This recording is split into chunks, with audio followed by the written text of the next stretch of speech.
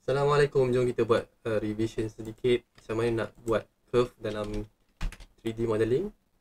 Jadi kita mulakan dengan ubah kita punya camera view. Saya tekan 9 untuk view atas.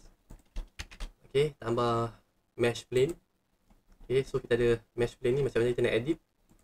Okey, contohnya saya nak buat layar tanjak ataupun layar kapal. Okey, kita pergi edit mode.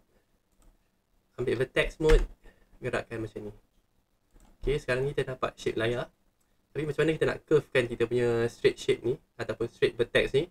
Just right click dekat vertex kita, pilih bevel vertices ataupun shift control B.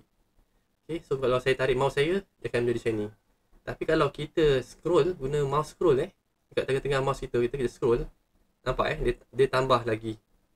Kalau saya kurangkan scroll, dia akan kurangkanlah vertex. Kalau dia akan tambahkan lagi bevel kat situ.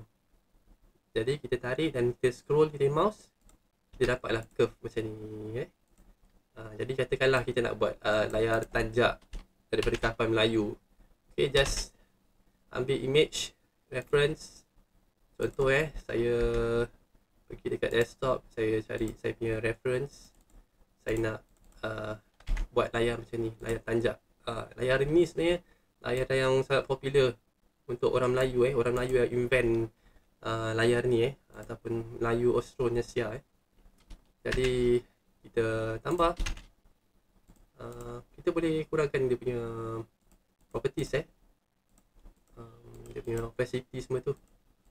Jadi tak apalah, saya just tambah je mesh, tambah plane, gerakkan kat sini.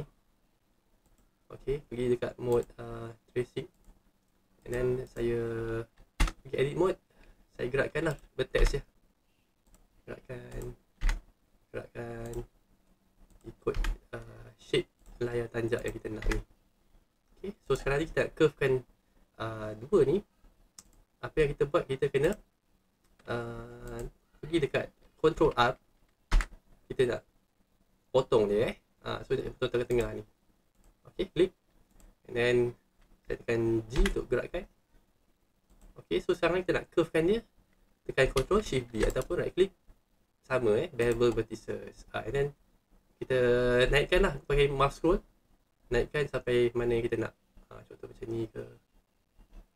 Okay, so sama juga macam ni, gerakkan dulu ke belakang, kemudian kita tekan Ctrl Shift B ataupun right click for bevel kita tarik dia macam tu. Jadi kalau kita pergi balik dekat shading ni, kita dapat layar yang curve macam ni. Okay, so kita boleh gerakkan dia, kita boleh rotate dia rotate dia, and then bolehlah kita buat tiang ke apa dan kita boleh letak logo ataupun signage.